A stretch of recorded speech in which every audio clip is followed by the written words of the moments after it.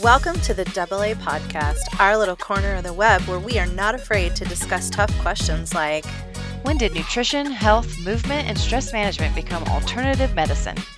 Where we embrace challenges in all aspects of life to become healthier and stronger versions of ourselves. And where food and movement are the best kinds of medicine, and cooking meals at home is a revolutionary act. Hello, and welcome back to another episode of the AA Podcast. This is Ashley Olson. And I'm Andrea Crane. At least I used to be. Yeah, poor Andrea. So we did not have an episode last week, unfortunately, because, well, I was sick the weeks prior, and so we were kind of, on a crunch to get the last couple episodes out, and then Andrea got sick a week ago. I think she said she's on day 10 of this Yes. nastiness, and so we did not get an episode out last week. So we are back, hopefully, but her voice is not up to 100%. So I'm going to be doing most of the talking this episode. Thank you, but Ashley Olson. but Yeah. we will get through this, and yeah, we'll get back on schedule. But as always, we are going to begin our episode with our weekly Bible verse, and mine is coming from Ephesians 6:10 and 11, which says, "Finally be strong in the Lord and in the strength of his might. Put on the whole armor of God, that you may be able to stand against the schemes of the devil." Okay, so my Bible verse was going to be that verse from Job where his wife is like, you should just curse God and die. Yeah. And that's But that's probably what you're feeling right now. but I decided against it. But instead, I chose hope. Isaiah, oh my gosh, Isaiah 41:10. Don't be afraid, for I am with you. Don't be dismayed, for I am your God. I will strengthen you. Yes, I will help you. Yes, I will uphold you with the right hand of my righteousness. That's awesome. Mm-hmm. And just kind of a little snippet prayer, but got it. Just strengthen Andrea's voice during this episode, and I pray that you'll allow us to get through this without too much cracking. Amen. Amen. So, okay, so Andrea, this is a topic that I have been wanting to kind of break down Mm-hmm. with our listeners, but even for my clients, because there's Oh, Ashley, I've been wanting you to talk about this for me. I don't have a good understanding of this. So I'm when you said that this was going to be the topic, I was so excited because, well, one, because I'm not going to do much talking today, but also more so, I don't know. I mean, I would not be able to describe this to someone. So I'm really excited to have a working knowledge of it after this is over. Well, awesome, because it's a game changer, literally, Mm, when it comes to your training. And mm-hmm. this is why having a plan and a purpose when you go into the gym is very important, and not just willy-nilly, oh, this feels good today. So we're going to be talking about progressive overload.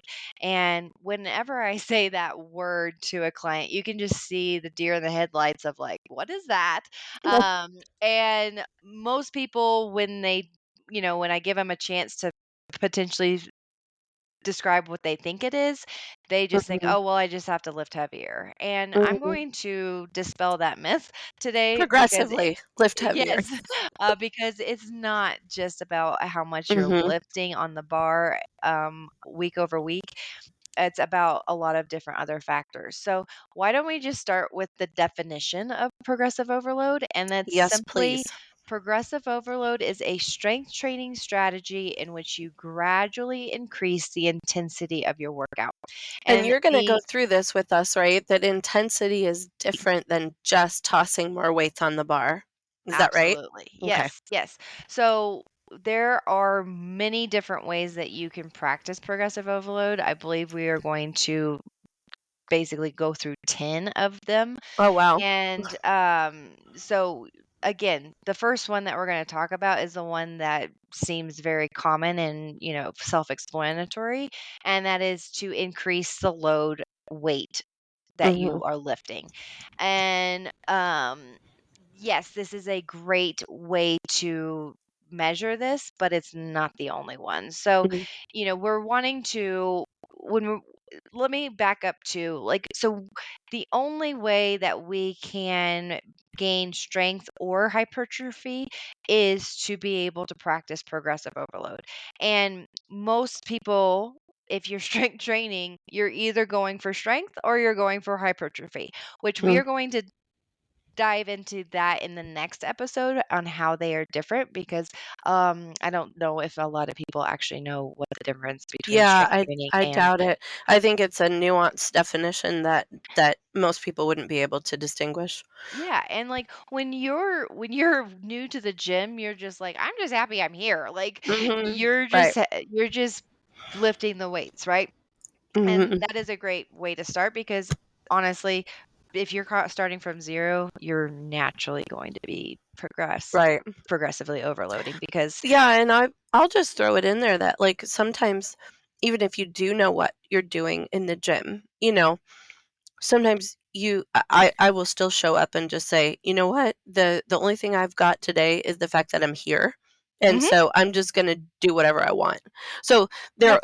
this doesn't have to be super rigid, but you do need to have a plan. Yes. For 95% of your workouts need to be according to plan, and if you want to go off plan 1 in 20 times, do it. Mhm. So something I practice with myself, but also with my clients is let's get through the prescribed Mhm. exercises. And Mhm. then if there's time left over or if you have energy left over, like spend 10 to 15 minutes and do things that you enjoy. Yeah, I Because love that. at the end of the day, like it's not only about being strategic with your programming, but it's also about making sure that you're still enjoying Mhm. process. Yes. So, Yeah. of course, increasing weight load on whatever you're lifting, um, is a way that you can practice progressive overload. Another way that you can do this, say you're lifting and let's just do like a squat as the exercise example. Mhm. You've gotten up to the point where 100 pounds on the bar feels really comfortable. You're Mhm. able to move the bar with good form and you're not necessarily freaked out anymore by that load on your back. But the thought of going to even say 105 or 110 is daunting. And so that 100, maybe you're doing that for 3 rounds of 10 reps. Well, Mhm. instead of adding more weight, because that's going to be a mental block and you're probably going to kind of freak out about that, instead of adding more weight, another way to add or to practice progressive overload is to increase maybe your sets. So instead of 3 sets, now we're doing 4 sets.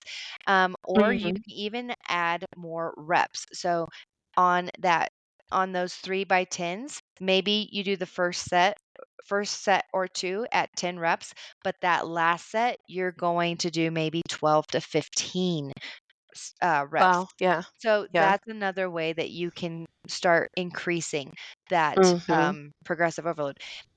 Back when I first started exercising, there was a big movement of volume training.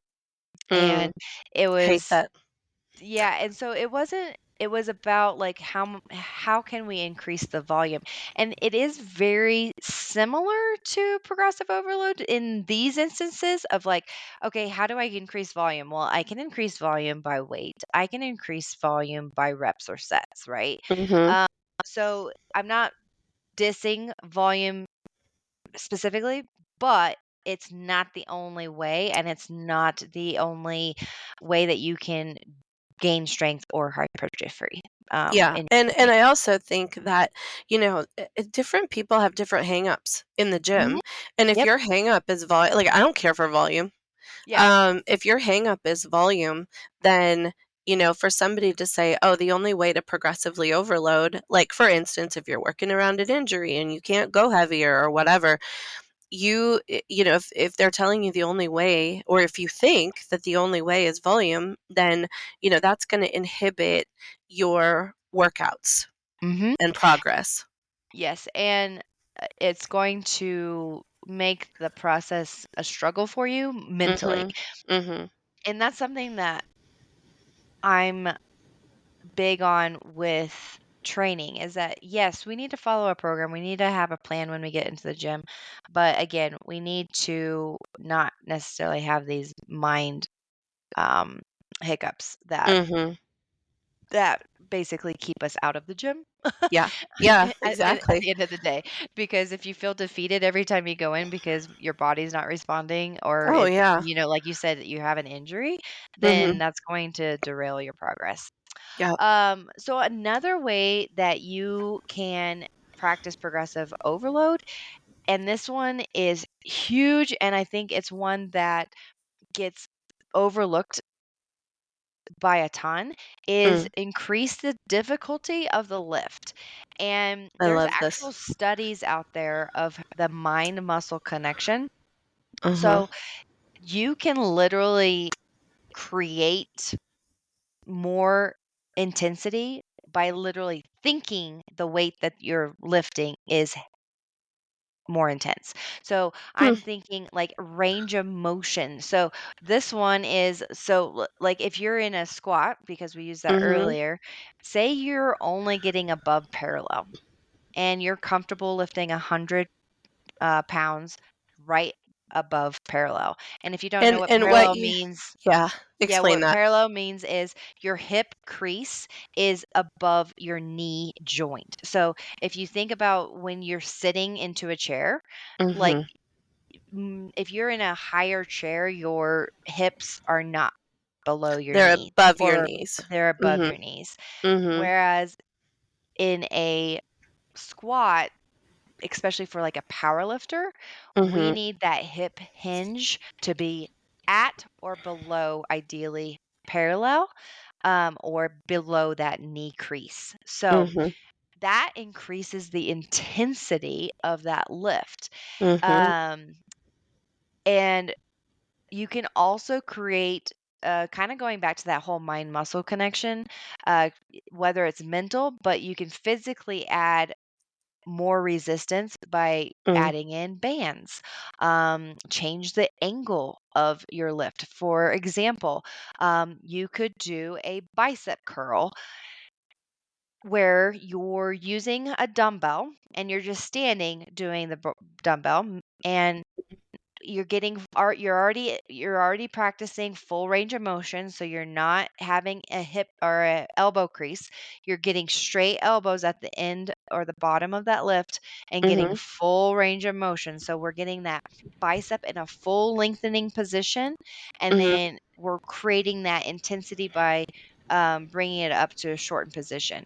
So if that's something that you're comfortable with now you can change the angle by doing a incline bicep curl where you're on a bench, you are at a incline bench, and you now the stretch, because from your shoulder to your hand is now at an incline, so you're now behind your shoulder.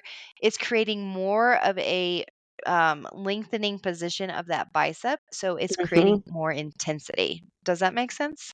It does make sense, and if, just to create a word picture, if you're so imagine yourself sitting like you're in in a lounger at the pool, right? So your Mhm. back is kind of inclined. Then, if you can imagine your arms hanging down perpendicular to the ground, and you've got weights in your arms, so you're doing the curl from that position rather than sitting up straight or even hunched over, right? Where people normally would do a bicep curl. So Exactly. that's a more lengthening movement. And I also wanted to add on the increased range of motion, since deadlift is one of my favorite compound lifts.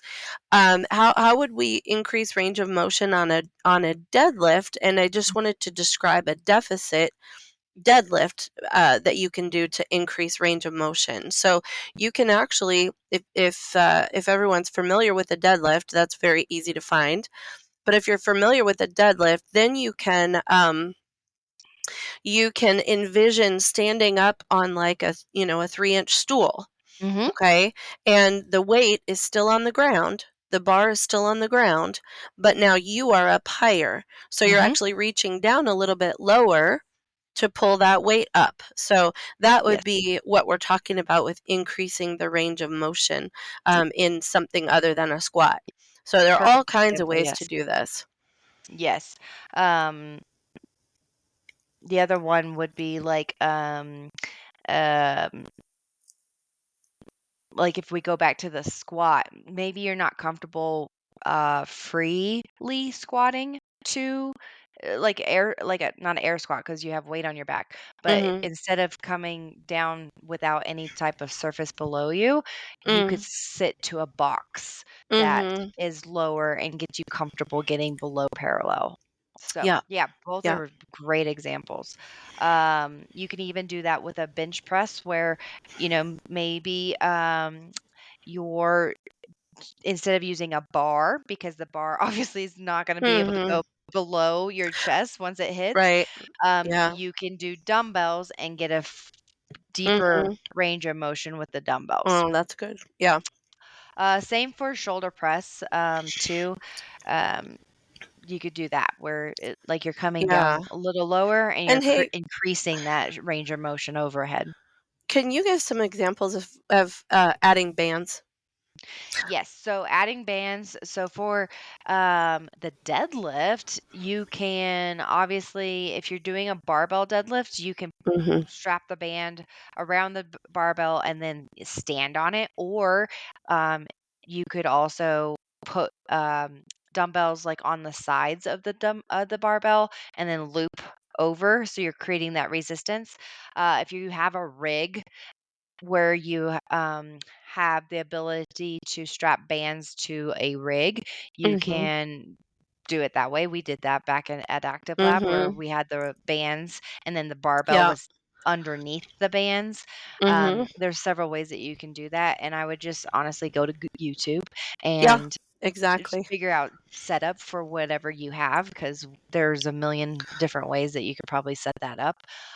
Yeah. For one that I use a lot with my clients is banded dumbbell press. So you're putting the bands in your hand, but it's wrapped around your back, and then when you lay Mhm. down, you're you're pressing with the bands. I Yeah. love that one, and I think if you went to YouTube, you could just literally Google or search banded dumbbell press, Yeah.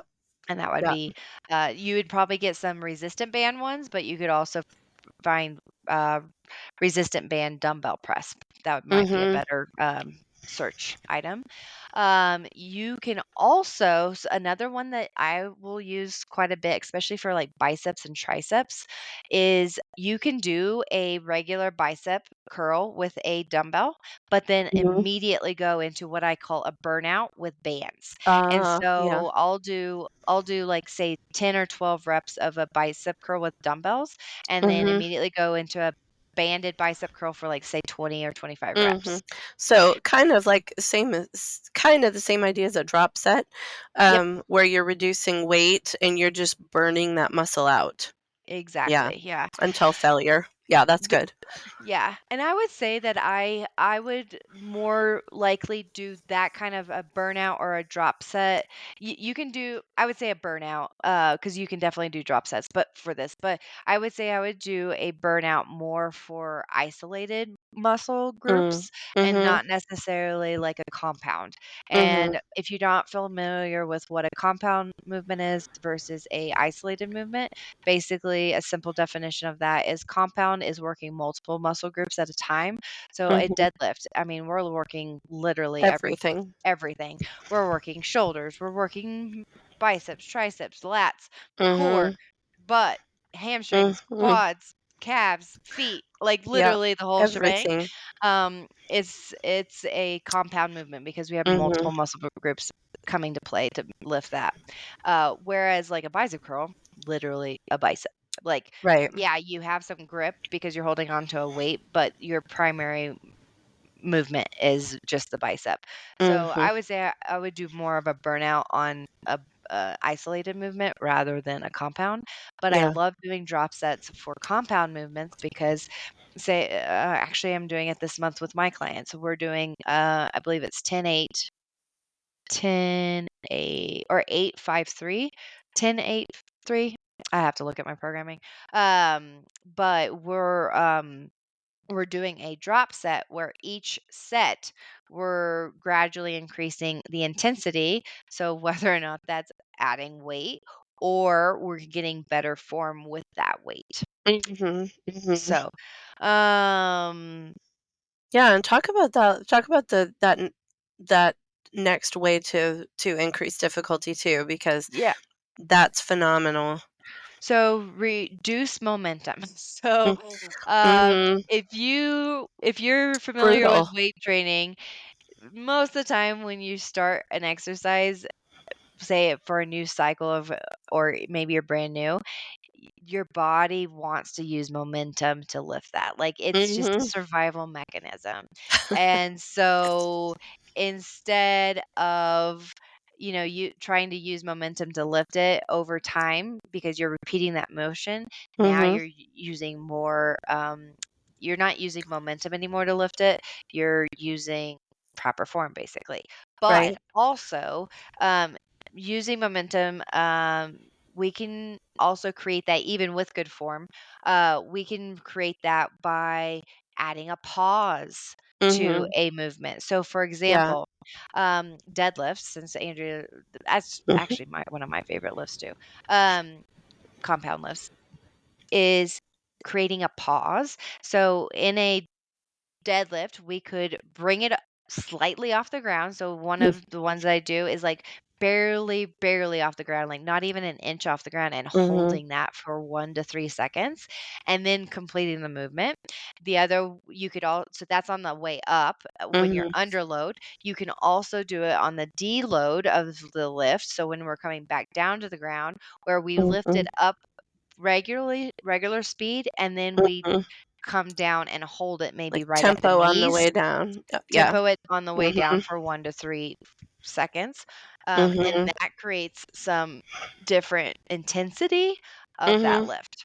And if anybody has ever done any type of pause on a lift, you will know that you're quickly humbled because Yep. you cannot lift as heavy at Mm-mm. first, at least, what you think you can, because No. that like, again, it goes back to that intensity. The intensity has Mhm. just, scaled dramatically up. Yep. Yeah. Yeah. Yeah, it's and you've also like if you're introducing a pause or even a tempo like, Ashley was saying on a deadlift for instance or a squat, if you control the motion in one direction, either on the up or the down, like by counting it out, like, you pull the weight at a slow count of 4, then that really takes all of the momentum out of the lift, and Mm, so it increases the difficulty dramatically yes. without doing anything to the weight. Yeah, absolutely. So, um, we've talked about increasing weight with obviously what we're lifting. Mhm, We've talked about increasing the intensity with whether we're doing range of motion, we're adding bands or adding resistance to that weight. mhm, And we've also talked about like reduced momentum, so tempo or pause with mhm, the lift. So then we also have we can increase the power. So this kind of goes into a type of training called velocity training. And you may have seen, if you're into any following of Instagram accounts of lifters, you may have seen this device that is connected to probably a barbell, and it looks like a little circle on the ground, and then there's a string attached to it, to the bar, and then it goes up I have when no idea what this is. yeah, so I've it is never a seen it before. velocity. Yeah. Um Why did I just, lose his name? I see his face. Huh, where would I Oh know him my gosh. from? He's a powerlifter. The protein guy. Um, oh Not my gosh. Lane. Yes, thank you. Lane Lane Norton? Norton. Okay. Yes, he uses velocity training a lot. He's a highly he's a world Mhm, powerlifter. Like he's won world championships. And he does velocity training with his lifts. And it's just a little thing that measures the velocity, and all the velocity is like how much power did he was he able to create with that lift. mhm, So you don't have to have that device. You could literally even video yourself, especially like for everyday lifters. You can video yourself and you can kind of visually see how much power you created with that lift. Because mm, I don't know, Andrea, I know you've been there where you lift something and you get done with that and you were like, that was the heaviest thing I've ever mhm, lifted. But mhm. then you replay the video and it looked like you were flying.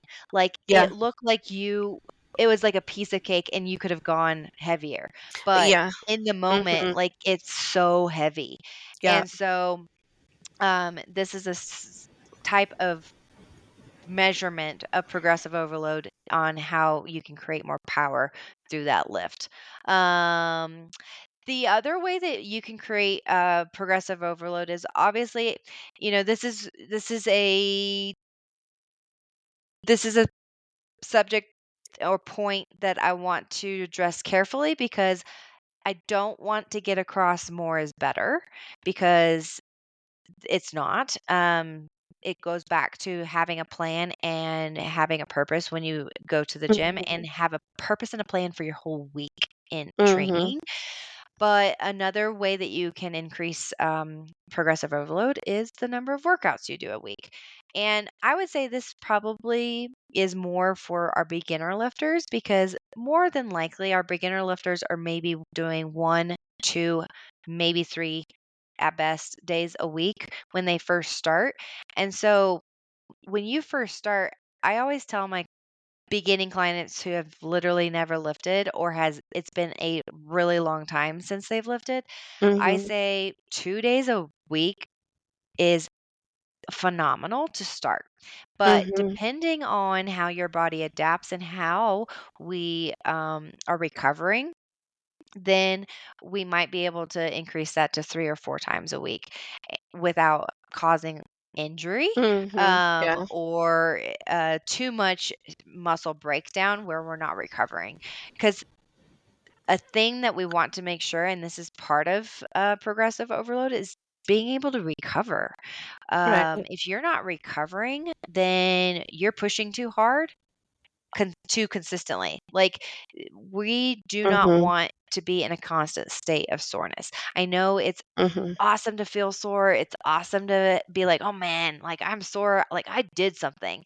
But if you are consistently sore week after week by these same exercises, uh, that's a red flag. mhm. So, Yeah, uh, consistently sore, and I'll also add to that, if you are just like if you're getting enough sleep and you're waking up and you're still not feeling rested and energized, that can also be a sign that you're mhm, overdoing it in the gym because you're not getting that recovery. And so it can look like soreness, muscle soreness. It can look like I'm just wiped, like my mhm, body feels physically tired. It doesn't seem to matter how much sleep I get. Then you might need to look at your workout volume. yes. So another one too, especially for people who are used to more circuit high intensity training, even if Mm, it is with weight training, mhm. is rest time.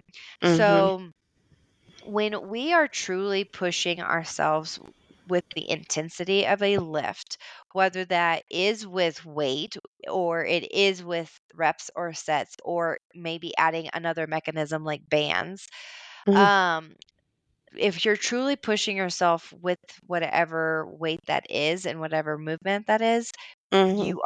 your body's going to require rest Yeah. time. And We always joke that powerlifters a minimum rest is 3 minutes. Like it's we Or sit and we 7, rest. Yeah, right? anywhere from three Yeah. to 10 minutes. I No, mean, in these Ashley, cases. Ashley, listen. No, this is the argument. This is the argument. We want full power on every set. Yes, Full yes, yes. yes. Yes. Max And effort. there is a time and place for this, and we'll Yes. get into that in our next Basically, episode, based yes. on strength training versus hypertrophy training. But Mhm. say I have a new lifter that's coming to the gym. I kid you not, is like the Energizer Bunny. They are going through all the workouts, all the reps, Mhm. and it's Yes. like you finish the workout that I built, and we still have 30 minutes left. you know, and it's like they don't Uh-huh. know how to slow down, Yeah. and they are scared to lift heavier. So Yeah. then Yeah. it's all about adapting, and that's why having a trainer there to kind of help you, like, hey, Mm. we need to take a minute, like, gather Right. yourself, because actually want you to lift and push yourself a little bit more, Mhm. on this next circuit. Anyway, so one way that you can practice progressive overload, especially when maybe you're getting into those higher numbers on squats, deadlifts, bench, some of those compound movements, is decreasing the rest time that you have in Mm. between those sets. So, um, say you're squatting, you're doing 100 Mhm. pounds, you do 3 sets of 10, and the first week, 3 sets of 10, like, you literally need 3 to 5 minutes in between those 3 sets of 10 to fully recover. Heart rate spiked, body feels fatigued. You don't know if you can do your third set. And Mm. so, something that you can measure over the course of maybe 4 to 6 weeks is, I'm going to keep at the 100 pounds because going a little heavier still freaks me out. Mhm. And instead of taking that 3 to 5 minute break, now you can maybe on week 3, you can be like, hey, I'm comfortable with the weight now, but now I'm going to challenge myself. Instead of taking 3 to 5 minutes, let's see if I can take maybe 90 seconds to three Mhm. minute breaks. Mhm. Um, and so that is a way that you can practice progressive overload. Yeah, that's good. The other one, obviously, we talked about, is that range of motion. So if you're getting above parallel with that squat, try to go at or below parallel. Or say you're doing a deadlift, instead of doing just normal deadlifts where your feet and the bar are, or the plates are on the ground. Mhm. Now you're increasing that range of motion by elevating your feet onto a platform, and that bar still starts from the ground.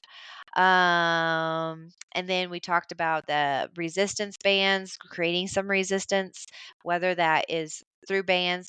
I would even say, I mean, no, I know we talked about it under momentum, but even the tempo, like doing a Mhm. 4 count down, a 4 count up, Mhm. like that's creating extra intensity through creating that extra load, or Mhm. the extra resistance, I should say. Um, and then intent. So I love this one too, because as a beginner train or like a beginner lifter, most of the time you're just happy to get through the workout. Mhm. And as you get more comfortable with lifting weights and being in the gym, you can start focusing on some other attributes of your training regimen. And instead of being, can I even lift this, or am I doing the movement right? So Mhm. you're no longer questioning form, you're no questioning like if you can lift it. But now you can, like I mentioned earlier, you can put that mind muscle connection together. Right. And you can literally think about the muscles that you are working. So Mhm. say say bench press. We're doing a barbell bench press. And when you first started, you thought it was all chest and arms. Mhm. Like that is all you Mhm. felt. That's all that you mentally knew was moving, right? Yep. Well, as you get better with your setup with a bench press, especially when we're doing a barbell bench press. It is Mhm. not a chest arm workout. It is Nope. literally It's a full it's a body. compound It movement. is a compound movement. So remember, Mhm. compound movements is literally multiple muscle groups. And I'll tell you, the first time that I did the barbell bench press properly, I could not believe how sore my legs were. My Mm. my upper body was not even sore. My Mhm. legs were sore. And if you're listening to this and you've never done a bench press like that, where you're truly utilizing every single muscle from your toes to your Mhm. head, you won't necessarily understand that. But again, if you don't have a trainer, go to YouTube and look up Mhm. bench press, like a powerlifting bench press setup, Mhm. because they are going to break it down for you in how to visually too. It's kind of hard to Yeah. Yeah. verbalize the setup, but you're literally using your glutes, your quads, your hamstrings, your Mhm. core, your lats, Mhm. your traps, everything, your Mhm. rhomboids, your delts, literally everything, uh, with a barbell bench press. Yeah, and when you say like, as you're talking about this, what comes to my mind is, like, the more that I lifted, the more I kind of, got away from that, the more newbie kinda mindset into, "Oh, okay, this is what I'm doing during this lift." We Mhm. that to me, what it sounds like you're saying is to focus on some of the cues. So we talk about powerlifting cues. And I think so many of these lifts have cues that are associated with them. Cues are going to be very individualistic. Some will resonate with you and some will not. Mhm. Um, but, like, for instance, I'm thinking again about a deadlift or even a squat. Let's do a squat. So one of the squat cues is like pulling the bar down over your shoulders Mhm. as you are pushing away with your feet. And so pulling down is the opposite motion. Like your body is going up out of the hole, right, with the weight, but you're pulling down over your back. And so in that way, that's increasing your intent on that Mm. exercise Yes. by incorporating musculature that you may not think about. Mhm. Perfect. Yes. And if you've never truly squatted with a bar and done it this way, then that may not Mhm. make complete sense, and it sounds counterintuitive, but because it's a compound movement and we're not just focusing on our legs doing the motion, Mhm. we're literally Right. working our lats, our core, um, in this motion, then Mhm. if you were to think about pulling that bar down, try it next time you're doing your squat and you're kind of struggling to get out of that hole. Try pulling that bar down, and it is incredible the power that you create, um, and being able to get that bar up. So that's like Andrew said, that's a way that you can increase the um, intensity or intent of the lift. And over time, you're actually going to get stronger because Mhm. now other muscles are recruiting to lift Yeah. something that's a little heavier. So you might be listening to this and you're like, okay, I get it, but why is it, important? And it really comes back to what we talk about even with the nutrition side of things. And that is that our body loves to adapt. It loves to be in that homeostasis state, right? And Mhm. so just like when we're talking about nutrition and how to set up your calories based on your specific goals, it's the same for your weight training. And so we have to figure out how to, and I uh, you know, we have to figure out ways to challenge the body. So Mhm. it's not constantly adapting to whatever we're doing. And so we can do that by what we just talked about through progressive overload. And so it's important to have like a foundation of weight training. And like I said towards the beginning, is like if you're brand new to weight training, you're more than likely going to be practicing progressive overload because one, you're going to get better at a lift at a certain or maybe lighter weight. You're going to have better form or range of motion in that. And so you're you're going to do that as your baseline, but then once that baseline is set and you're very comfortable with that baseline, then now it's time to start figuring out how to challenge that body Yeah. over times.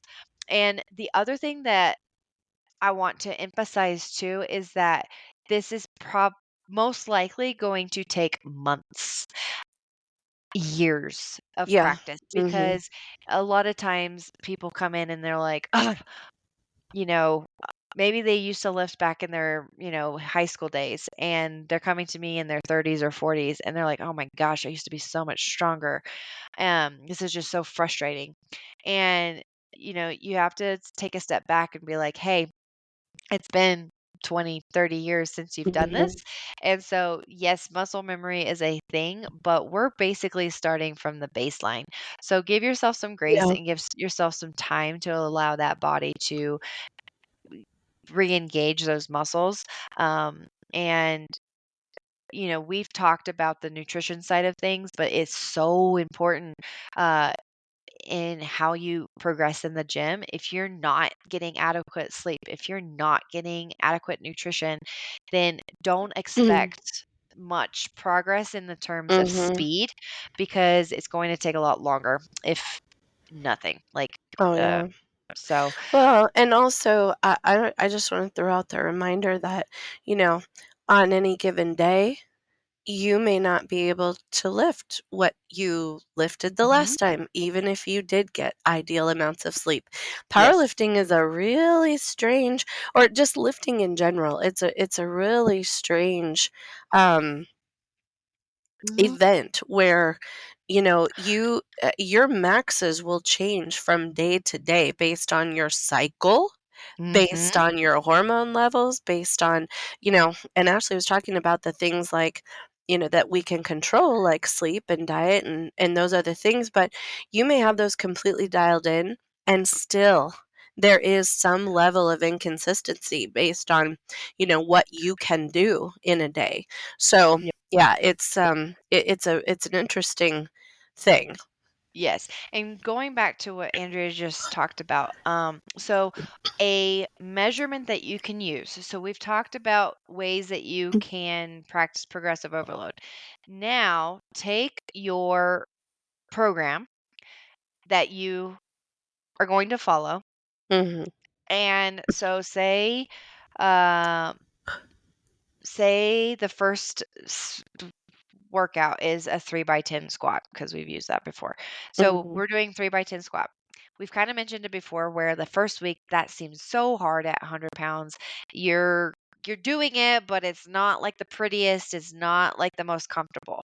Second week, Mhm. a little more comfortable, but still not super confident. And you're probably still getting up above that parallel mark, right? Mhm. So we're not hitting parallel. And then maybe by the third week, you're still doing 100 pounds, but now you can hit parallel. Mhm. That's a So win. yeah, so that's a win. But a way that we can actually put that kind of in terms of maybe a measurement system instead of just thinking about the progressive overload, now we can kind of be like, okay, no, that was a X. So a Mhm. way to measure this is there's two ways that you can do this. You can do RPE, so Mhm. rate of perceived exhaustion, or another way that people will do it, and they pretty much are the exact same thing, is Eh, reps in exertion reserve. is RPE exertion or exhaustion? Exertion. Okay, okay, got it. What did I say? I think you said exhaustion, but I don't think Oh, that's what you sorry. meant. Yeah. Sorry, rate of perceived exertion. Okay. So what does that mean?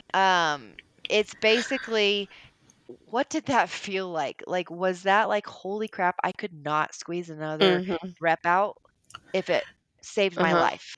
Or was that like, I probably maybe had like 3, 4 more reps that I could do at that weight. So Mhm. A rate of perceived exertion is on a scale of 1 to 10, and 10 being absolute max. I could not do another rep if it meant, uh, saving Mm, my life. mhm, Whereas 1 is like, I could probably do double that, or like I could just keep going for days. mhm, It was not hard. And so you can use that rate of perceived exertion scale of 1 to 10 to kind of gauge where you're at with that lift. So, say when I'm doing my programming for my clients, I do it on a 4-week cycle. So we start the first week, and we're going to get into this. Well, I can kind of just tie it all into this. The first week is basically deload week. It's baseline week. We are getting comfortable with the motions, the movements. We're getting comfortable with what that's supposed to feel like. And so, on a scale of 1 to 10 of that RP scale, I want to have my clients sitting at like probably a 6, 7 hmm, on that scale. I want it to be totally doable. I want them to get their full range of motion. I want them to feel confident in the lift, and for the sets and the reps that are prescribed. That does not mean it's easy, mhm. but it's doable. Yeah, and can I just, interject here? Ashley's talking about a lot of things Yes. tonight, and I just there's some things that, um, that you will only really come to understand with time and training, Yes. and so I just wanna put a plug in for getting a trainer, because a lot of times there can be 2 types of people when you're first starting out. There can be people that don't know how to push themselves. Mhm. What they think is a 10 is really a 6, Mhm. right? They're capable of so much more, but they've never lifted that heavy before or done that kind of intensity before, and so Yep. that's where a trainer is so helpful. Then there's another kind of person who will just push and push and push, and they're at a 9, but they will push past it to the point of injury, Mhm. and I know of what I speak there. I'm probably in the latter camp, uh, Well, and and do like kind of going back, sorry to interrupt, but no, like the going back to like that mind muscle connection. mhm, For example, you might do a squat, and you can do a squat. Like, you can push heavy on a mhm, squat, but you are not utilizing the right muscles. right, exactly, It might be a exactly, super quad dominant back squat, and that mhm, is not what we want. We don't want that, right. those muscles to recruit primarily. We Yeah, want more or glute hamstring. Yeah. or you end up doing a good morning and Yes. and then you're like, Yes. "Oh my Why does my gosh, back hurt? you Yes. know, why why why did I rupture a disc?" Well, Yeah, yeah. exactly. So, um, So it's it really important to have somebody who knows what they're doing mhm, looking at you, and this is what I tell all my patients when I tell them to go out and lift. But get a trainer. If you have not lifted, if this is, new language to you, then mhm. get a trainer. At least initially, this is not necessarily somebody that, you know, that will be in your life into perpetuity. This is not somebody that you need to put in your will, but this is somebody that really needs to have a look at you and get you to the place where you're competent and not gonna injure yourself, and then also able to push yourself adequately. Yes. Um, and kind of going back to that whole point is, you I don't want to have this misconception that progressive overload needs to be this linear Mm, scale, because it is not. It's not a mhm, linear scale. In fact, if you have a linear scale and you're gloating about that, you're in due time, you're going to have injuries, or you're going to mhm, have a burnout, yeah, because your body is just not built to be able to maintain or sustain that. And so we purposefully build in deload weeks mhm, where we back off the weight, we back off the intensity to mhm, set a new baseline.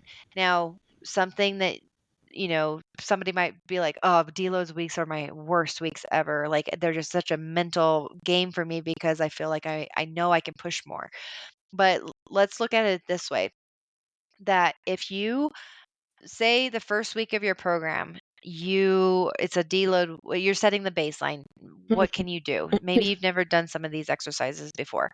And so you practice this for 4 to 6 weeks. And by week 6, you've increased your weight, you've increased your intensity, you're comfortably lifting these weights. Well, you might be able to go another 6 weeks Mhm. progressively overloading, but I'm going to Mhm. challenge you to reset after that 4 to 6 weeks to a new baseline. So you're not going down to zero or Right. your old baseline. So maybe your old baseline was a 5 pound bench press, or a dumbbell bench press, Mhm. and now you're lifting 15 at the end of 6 weeks. Well, we're not going to go back to 5, but we might go down to 10, and we might set Mhm. a new baseline at 10 and then progress from there. So it's kind of like um I can see it in my head, like a curve up, and then, or a linear up, and then just a maybe a little slight curve down, and Yeah, then it's like a 3 steps forward, 2 steps back, but you're yeah. still moving forward, You're right? still moving forward, Mhm. and you're allowing that body to recover, because Right. that's a huge part of Mhm. growing and getting stronger, is that you have to be able to recover. So don't don't skip your deload weeks. Don't Yeah. rush through them. Actually, instead of thinking of them as quote unquote easier weeks, go back to that whole intensity portion where, okay, Mhm. maybe the weight is totally doable, but now you can really fine tune that form. You can really fine tune that mind muscle connection, Mhm. and you can create some intensity just physically without necessarily changing up the exercise with, like, say, a deficit or adding bands. You can do it with that mind muscle connection and just perfecting that form at a Yeah. little bit lighter weight. And we've mentioned it before, but sleep, nutrition, rest, they are key to being able to keep progressing, Yeah. and to prevent injury. So, Yeah. um, and just from like my own client experience, is I see where clients come to me and they've never lifted before. They're super scared. They're getting to know me too. So they don't Mhm. know that I'm, a Mhm. a trainer that truly knows what they're talking about, Right. and doing. And so it's still a relationship of trust. And Mhm. I can see where I can kind of push them outside their comfort zone, but I know, as a, experienced trainer, like, hey, they they don't know that I know that. And Right. so Right. it's getting them comfortable with that weight. And then I can see, as we're doing these movements and repeating the movements, that they're like, "Oh yeah, like I can't believe I used to lift 5 pounds and that was heavy. Like now I'm Mhm. lifting like 15 pounds and I think I could probably push to 20." Mhm. And Yeah. so that Yeah. confidence level just truly increases, and it's just fun to see that growth. Oh, Uh, yeah. so kind of just wrapping all of this up is like, when we're practicing progressive overload and we're talking about that, the importance of it is because we have to continually keep that body from adapting and from keeping it, very in that comfort level. We want Mhm. to keep pushing it, and um, you know, go back and listen to all the ways that you can do that, because I think we went over 10 of them, where, it's not just about how much can you lift. Let's let's start breaking down those lifts and getting a lot better at the form, the recovery, the intensity, the momentum, and then also doing the reps, sets, and weight. So, Mm. Yeah. Yeah. yeah. Um, what what questions do you have, or do you feel like we need to add anything to that?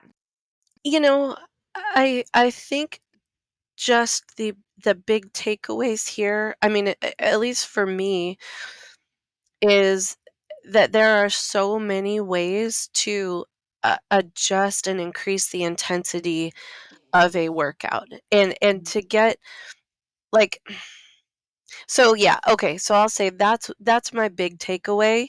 That's one of them, is that there are lots of different ways to increase the intensity of the workout. Go back and listen to the first part of this if you didn't take notes, because I think it's notes worthy.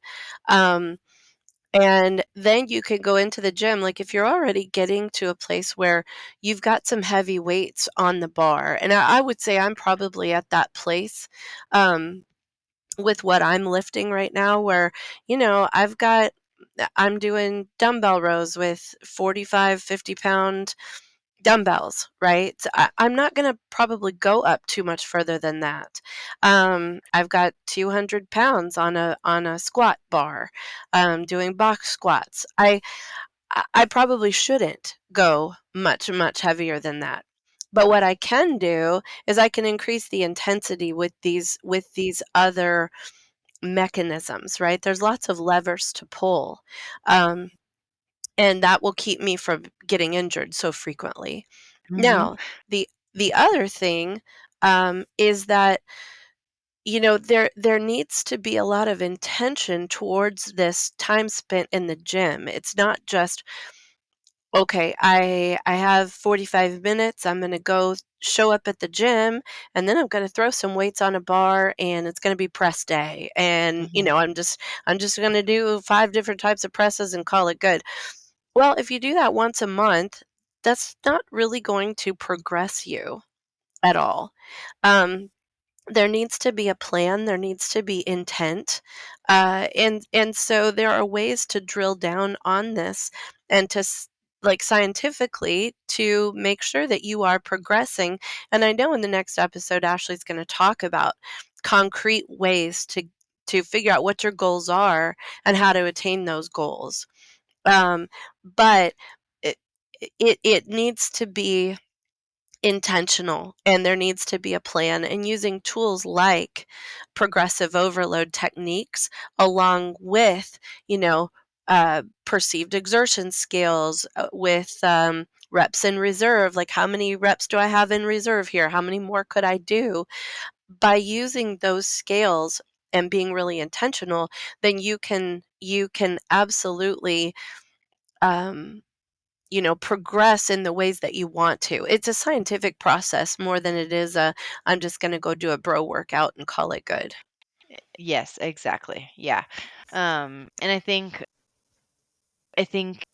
you hit the nail on the head with, like, you might be able to lift really heavy, but are you perfecting that lift? Mhm. Are you Right, are you right. creating some intent with those Yeah, lifts? yeah. So Well, and also I think especially when you get to m- when when you get to my age, you can ask yourself, like, I want to start asking myself, okay, at this particular weight, did I wring everything that I could out of that weight on the bar? yes. And if I've wrung all the progress that I can with all these levers, then I can put another, 10 pounds on. I could put another Mhm. 15 pounds on. Um, so yeah, and I think that will keep people from, getting stupid injuries. I'm so guilty of stupid injuries. So yeah, this is huge for me. I love this. Well, the other thing too that I didn't mention is it also helps make it fresh. Like, Yeah. if you're not Yeah. just chasing the weight, because Absolutely. if you're always chasing the weight, you're going to Mhm. be get to the point where you're discouraged because you can't keep Yeah. chasing the weight. And so Mhm. let's add in these other factors to Right. create some um interest. I Yeah, mean, yeah, keep it yeah. keep it fresh. You can get wins in other columns. Yes, exactly. Yep, I Well, love it. awesome, Andrea. And your voice held up. It did, yes. Yes. Only just. Yeah. Well, if you have questions on progressive overload or even how to build a workout, Mhm. um, that we'll probably get that to another episode. We actually have a couple ideas on some other episodes that we want to add to this 2 that we already have Mhm. planned. But if you have any questions on that, please reach out. You can always reach us out on Instagram, which our handles are in the show notes, or you can email email us at askAApodcast@gmail.com. And we would love to chat with you. And maybe you're out there and you're thinking, I have no plan. I have no idea how to even build a Mhm. plan. I'm kind of new to weightlifting, or maybe you've been weightlifting, but you've never had a purpose or a plan.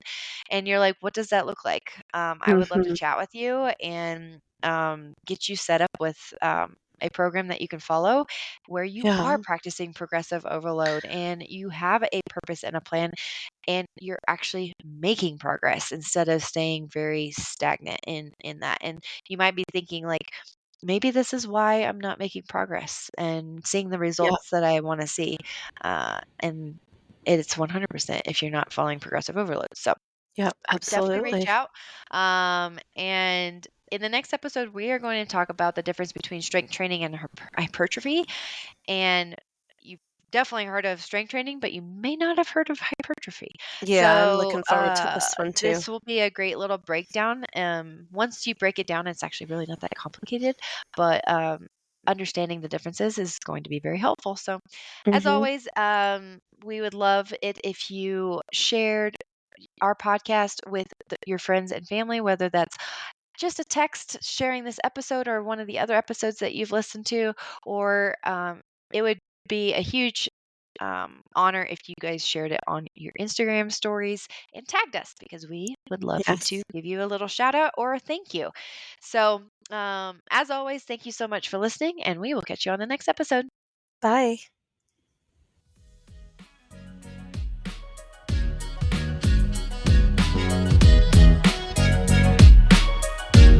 The content provided in the AA podcast is intended for informational and educational purposes only. The podcast is not a substitute for professional medical advice, diagnosis, or treatment. Always seek the advice of your physician or other qualified health provider with any questions you may have regarding a medical condition. The information and opinions expressed in this podcast are solely those of the individuals involved and do not constitute medical advice.